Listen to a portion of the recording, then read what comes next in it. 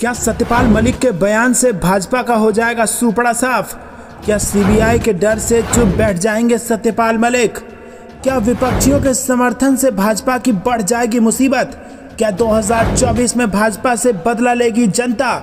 और ऐसे ही खबरों से अपडेट रहने के लिए हमारे चैनल को सब्सक्राइब करना ना भूलें। दोस्तों, इस वक्त की बेहद बड़ी खबर आ रही है सत्यपाल मलिक के बयान के बाद। जिस प्रकार से पूरे देश में सियासी बवाल मचा हुआ है, जो एक बड़ा कथित खुलासा किया है सत्यपाल मलिक ने, उसके बाद जिस प्रकार से बीजेपी में हड़कंप है, उसके बाद अब सत्यपाल मलिक को सीबीआई का समन मिला है, जिसके बाद अरविंद केजरीवाल जो कि दिल्ली के मुख्यमंत्री हैं, उन्होंने बड़ा बयान दिया है। जी हाँ दोस्तों, यहाँ पर एक ट्वीट किया है अरविंद केजरीवाल ने, जिसमें कहा गया है कि पूरा देश आपके साथ खड़ा है सत्यपाल जी। खौफ के इस दौर में आपने बहुत साहस दिखाया है सर। वो कायर है, सीबीआई के पीछे छिपा हुआ है। जब इस महान देश पर संकट आया है, आप जैसे लोगों ने अपने साहस से उसका मुकाबला किया।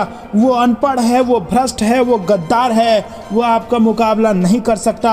आप आगे बढ़ो सर, प्राउड ऑफ यू। तो दोस्तों, यहाँ पर आपको बता दें कि अरविंद केजरीवाल का मिल चुका है सत्यपाल मलिक को समर्थन, और समर्थन देते हुए कड़े शब्दों का प्रयोग अरविंद केजरीवाल ने कहा है। और आपको बता दें कि पीछे सीबीआई के छुपा हुआ है। कौन छुपा हुआ है, नाम नहीं लिया उन्होंने किसी का, लेकिन जो शब्द इस्तेमाल किए गए हैं वो काफ़ी कड़े हैं। कहा गया है कि वो कायर है, वो अनपढ़ है, वो भ्रष्ट है, वो गद्दार है, और सीबीआई के पीछे छिपा हुआ है। जब इस देश पर संकट आया है, तब आप जैसे लोगों ने उससे मुकाबला किया है। तो दोस्तों, आपको क्या कुछ लगता है कमेंट में ज़रूर बताइए। क्या सत्यपाल मलिक को जो सीबीआई का नोटिस समन गया है वो सही है कि गलत? कमेंट में अपनी राय जरूर बताइए। रुक करते हैं अगली ब्रेकिंग न्यूज़ की तरफ।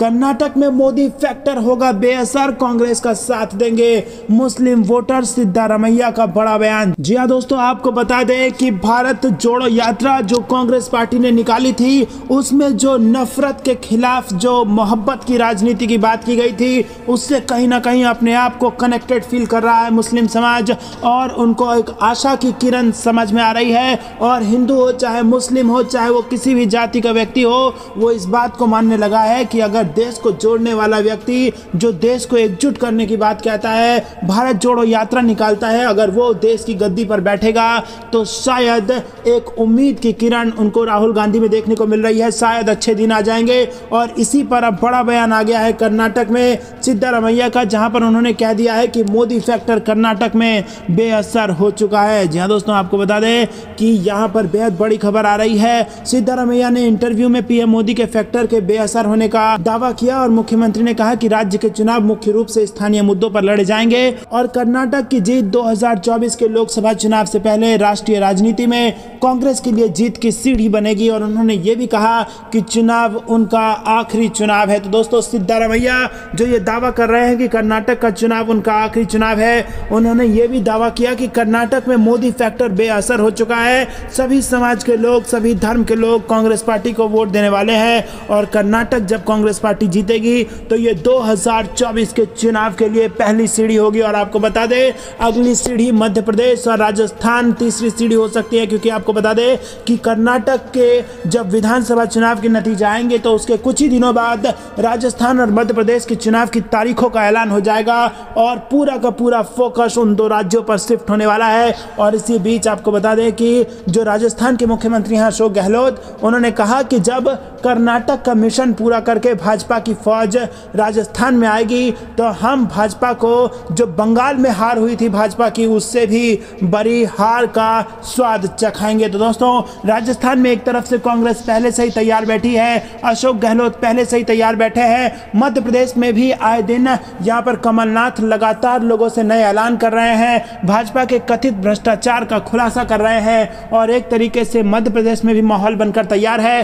तो क्या कर्नाटक के बाद, राजस्थान के बाद मध्य प्रदेश जीतकर 2024 में दिल्ली तक का रास्ता बना लेगी कांग्रेस पार्टी? आपको क्या कुछ लगता है कमेंट में हमें जरूर बताइए। दोस्तों, रुक करते हैं अगली ब्रेकिंग न्यूज़ की तरफ। बीजेपी ने आत्मसम्मान को पहुंचाई चोट, कांग्रेस में शामिल हुए जगदीश शेट्टार बोले, मैं सत्ता का भूखा नहीं। जी हाँ दोस्तों, आपको बता दें कि कर्नाटक में बीजेपी के सबसे बड़े मंत्री ने इस्तीफा देने के बाद जब कांग्रेस ज्वाइन की तो जो उन्होंने बयान दिया उससे भाजपा में हलचल मच गई है और आरोप लगाया गया है कि बीजेपी ने उनके आत्मसम्मान को चोट पहुंचा दी थी। कर्नाटक विधानसभा चुनाव 2023 में बीजेपी की ओर से टिकट न मिलने पर पार्टी के कई बड़े नेताओं ने पार्टी बदल ली है और कर्नाटक के पूर्व मुख्यमंत्री जगदीश शेट्टार इनमें सबसे बड़ा नाम है, क्योंकि यहां पर उन्होंने कांग्रेस पार्टी ज्वाइन करने के बाद कहा कि उनके आत्मसम्मान को ठेस पहुंचाई गई थी, जिसके चलते बीजेपी छोड़ने का फैसला लिया और हाल ही में शेट्टार ने बीजेपी से इस्तीफा देकर कांग्रेस का हाथ थाम लिया था। तो दोस्तों,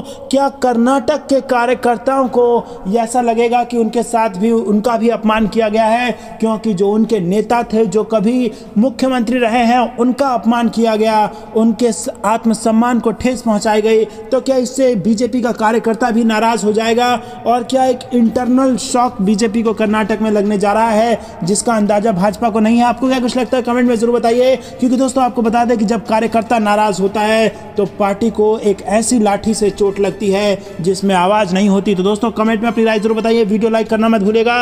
रुक करते हैं अगली ब्रेकिंग न्यूज की तरफ, जो कि पश्चिम बंगाल से आ रही है। मैं जान देने को तैयार लेकिन देश का बंटवारा नहीं होने दूंगी, ईद के मौके पर बोली ममता बनर्जी। जी हाँ दोस्तों, जबरदस्त बयान यहाँ पर ममता बनर्जी का सामने आ रहा है। पश्चिम बंगाल की मुख्यमंत्री ममता बनर्जी ने शनिवार को एक कार्यक्रम के दौरान कहा कि देश को बांटने की कोशिश हो रही है।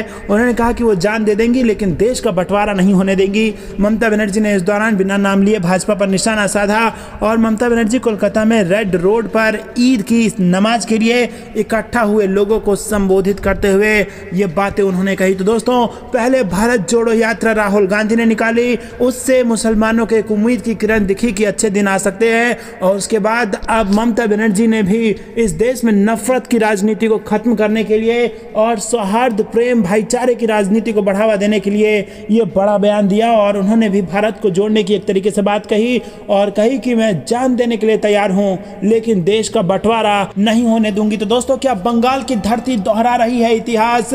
क्योंकि बंगाल की धरती पर ही 1907 में जो स्वदेशी आंदोलन जबरदस्त तरीके से देखने को मिला था, जिसने अंग्रेजों को भी यहाँ पर धूल चटा दी थी। तो उसके बाद क्या उसी प्रकार के इतिहास की यहाँ पर दोबारा से पुनरावृत्ति होगी? कमेंट में जरूर बताइए। रुक करते हैं अगली ब्रेकिंग न्यूज की तरफ। महाराष्ट्र सीएम पद पर एनसीपी कभी भी ठोक सकती है दावा, चुनाव से पहले बोले अजीत पवार। जी हाँ दोस्तों, महाराष्ट्र की राजनीति में कभी भी फेरबदल हो सकती है। एनसीपी के मुखिया शरद पवार के भरोसे कांग्रेस 2024 में पावर में वापस आने के लिए रणनीति बना रही है और इसी बीच शरद पवार के भतीजे अजीत पवार ने अपने एक बयान में कई बातों का खुलासा कर दिया।